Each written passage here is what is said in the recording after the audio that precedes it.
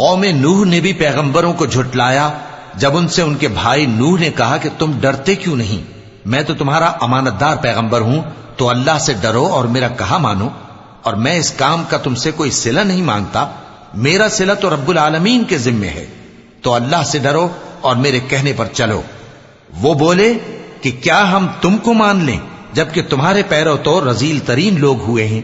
نوح نے کہا مجھے کیا معلوم کہ وہ کیا کرتے ہیں، ان کا حساب اعمال میرے پروردگار کے ذمے ہے، کاش تم سمجھو، اور میں مومنوں کو نکال دینے والا نہیں ہوں، میں تو فقط صاف صاف خبردار کرنے والا ہوں۔ انہوں نے کہا کہ نوح اگر تم باز نہ آؤ گے تو سنسار کر دیے جاؤ گے۔ نوح نے کہا کہ پروردگار میری قوم نے تو مجھے جھٹلا دیا، سو تو میرے اور ان کے درمیان ایک کھلا فیصلہ کر دے اور مجھے اور جو مومن میرے ساتھ ہیں ان کو بچا لے۔ پس ہم نے ان کو اور جو ان کے ساتھ بھری ہوئی کشتی میں سوار تھے ان کو بچا لیا، پھر اس کے بعد ہم نے باقی لوگوں کو ڈبو دیا۔ بے شک اس میں نشانی ہے اور ان میں اکثر ایمان لانے والے نہیں تھے، اور تمہارا پروردگار تو غالب ہے، مہربان ہے۔